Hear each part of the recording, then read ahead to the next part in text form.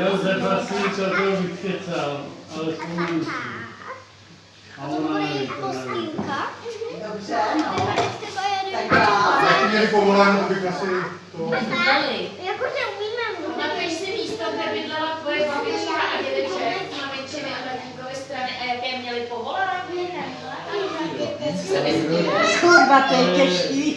Ne, ale to jsem nezůstal doma. Facebooku nebo jaké se toho stane. To je ty knížky, které máte doma.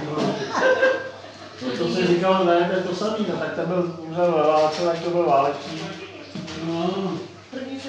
Pamatuješ si, když bydlela tvoje babička v Nerudovce? To vidíš. To napojená trošku štěká. Poštovní technik. Děda byla babka v domácnosti. Myslel, že to poštovní holub trošku. To si starší lidi si ho pamatovali. Dědek telegramu říkali, on jezdil na zetce a rozvážel telegramu.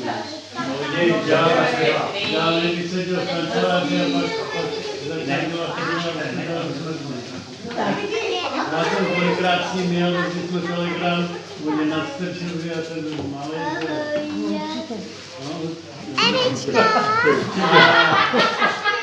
Že mě No ty jsi odpověděl skoro na další, jo? Na jaké zážitky s babičkou a dědečkem s maminčiny a tatínkovy strany si vzpomeneš? Tak to už nám tady taky nějak... No. No tak teď jsi to řekl, že jsi jezdil na ty motorce s dědou. Nezvi na ně! Má straně, to je právě nezvi na ně! Já jsem se narodila do 8 měsících, na mě se nesmí křičet.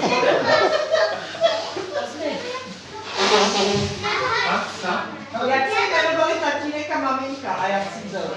Tak se to zlepšuje. To není málo. To ty nebudeš odpovědět, jenom já, jo. Ty máš narozeniny. No, tak to je čistě pro mě, Jo. A já chodím na šepka. Bohušek, Jelínek se jmenoval tatínek a maminka Ružka, Růžena, Růženka. Ty já měl taky rád, no. A jak jsi byli? Děkuju. Jaký? Normální. Na stůl. Tady máš to. Řadový. Já u nich furt spál. A Roman se pamatuje na svůj básně. Já u nich furt spál. Jo. To jsou oni, podívej se, to jsou oni zrovna. Fakt?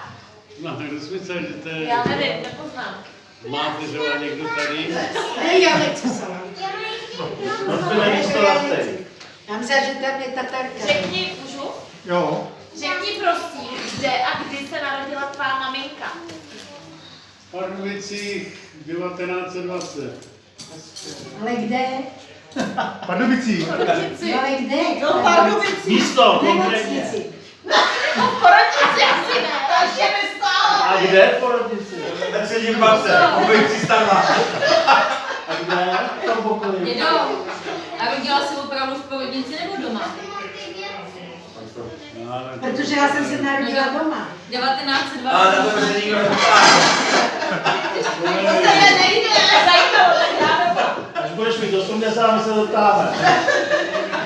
A kdo byl s ní na pokoji? A jak se jmenovala? Já nevím, jaká paní na pokoji. Růženka. Jak bys Babi, chceš chleba? Jak bys maminku popsal? Jaká byla?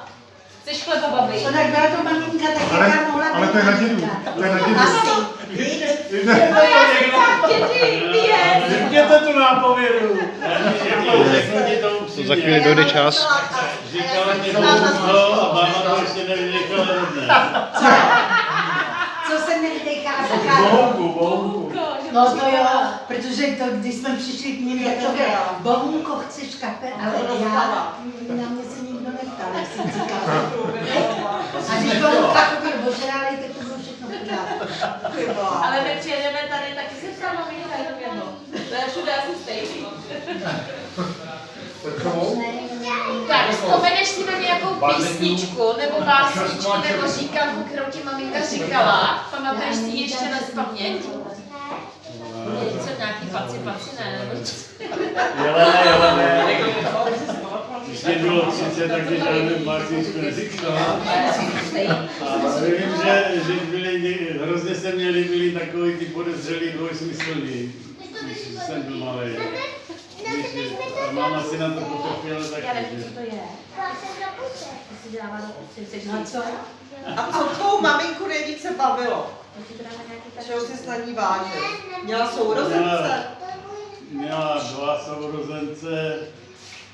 Měla Milavu a Karla. Máš to zapomnět. Ty si já pamatuju. Ty si je pamatuješ? Ty bydleli tam